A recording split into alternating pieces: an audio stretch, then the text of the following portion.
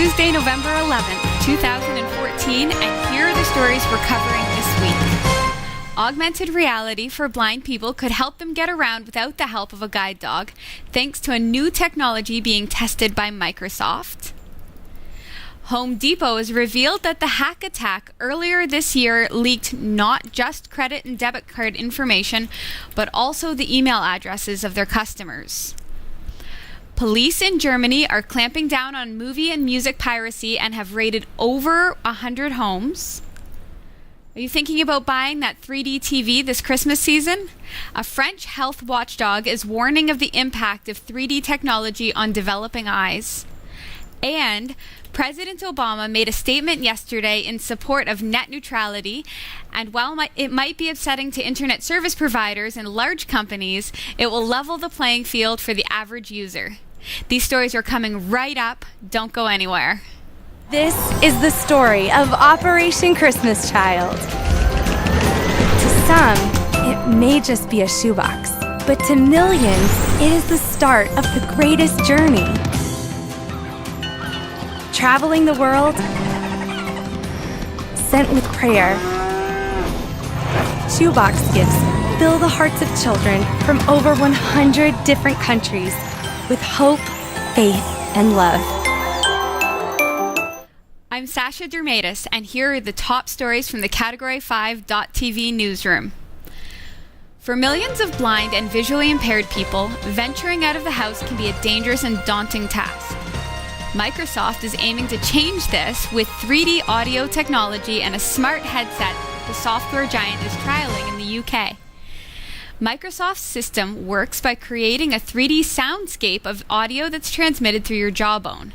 You wear a bone conduction headset that pairs to a smartphone that can pick up nearby beacons and guide you around.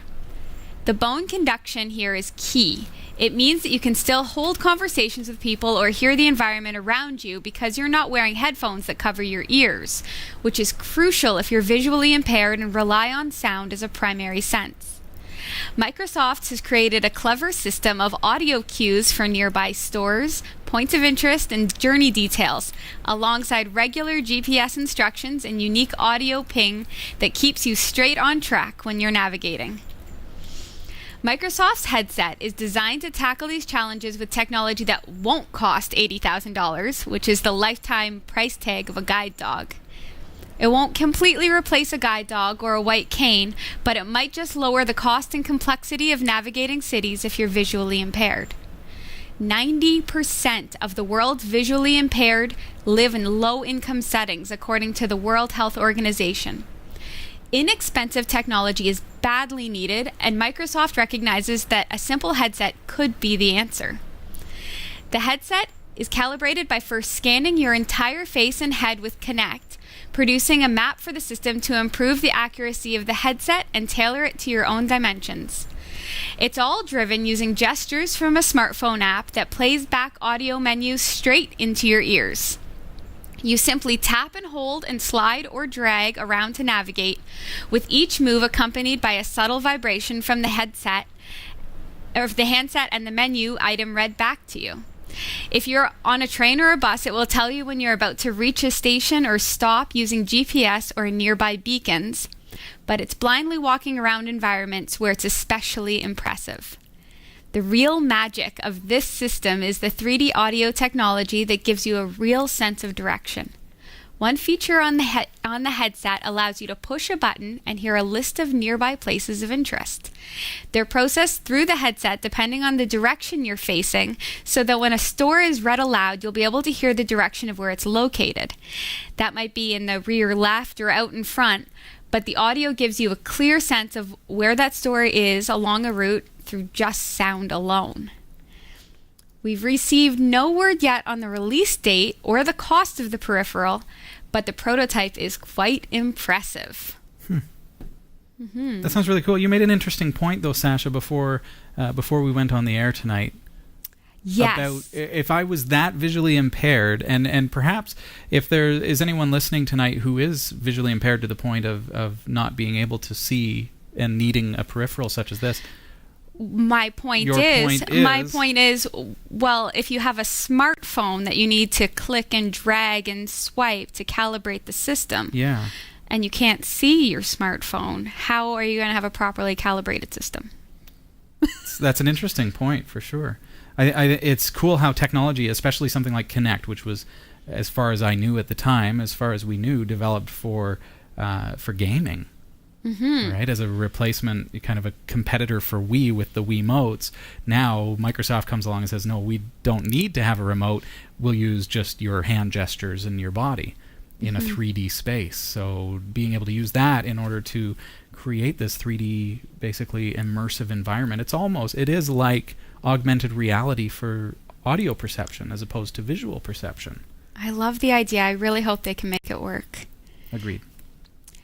U.S. retail giant Home Depot says hackers who stole payment card details of millions of customers also stole 53 million email addresses. It said hackers accessed its network with a vendor's username and password between April and September. A vendor's? A vendor. So that means that the vendor has access to emails and credit cards and debit cards. The company had previously revealed that 56 million debit and credit card details were also stolen in the hack. Analysts say it's one of the largest data breaches on record, surpassing a similar incident at retailer Target. Home Depot insisted on Thursday that the file containing the email addresses did not contain passwords or other sensitive personal information, although it did contain credit card numbers and debit. But it warned customers to be on guard against further phishing scams that might trick them into sharing personal information. So just be warned, don't overshare at Home Depot. Now, more than 400 police officers in Germany have taken part in a nationwide clampdown against piracy, Cologne's public prosecutor has announced. They searched 121 apartments across 14 states in the hunt for people sharing music and films illegally online. Officials targeted members of a file-sharing forum called Bourse, who the prosecutor says have uploaded movies, music, software, and ebooks. The German police said some of the suspects in the latest raid were willing to cooperate. They added, the investigating authorities are hoping to gain further insights into the piracy scene on the evaluation of this evidence. So, pirators beware. That's frightening for sure.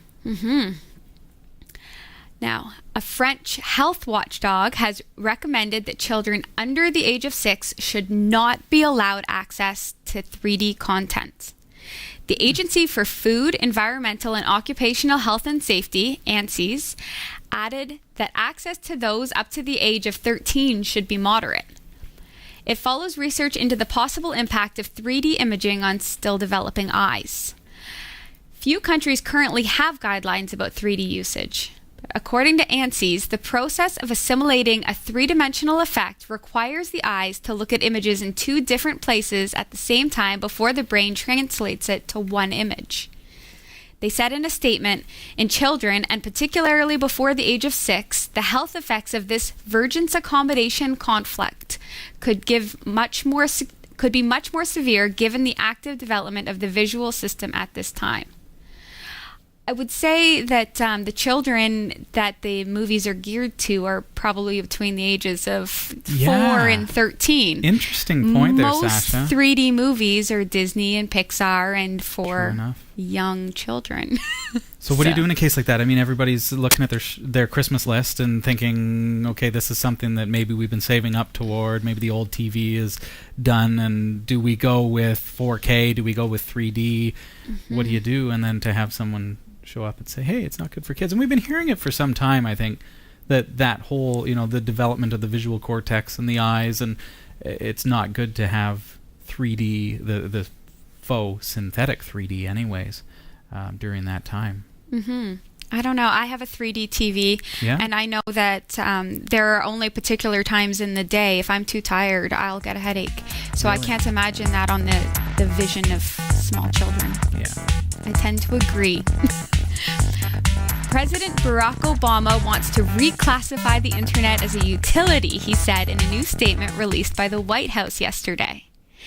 That would allow the Federal Communications Committee to enforce heavier restrictions on it and protect net neutrality. The president said, "The time has come for the FCC to recognize that broadband service is of the same importance and must carry the same obligations as so many of the other vital services do."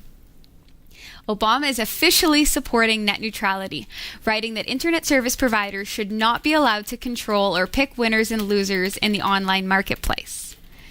In his statement, President Obama outlined rules for internets where ISPs could not block legal content, throttle services, or offer paid prioritization of service. Way to go, Obama. That sounds like that is good. I mean, it sounds good, right? Absolutely. I'm a big fan. For all your tech news with a slight Linux bias, visit the Category5.tv newsroom at newsroom.category5.tv. For the Category5.tv newsroom, I'm Sasha Dermatis.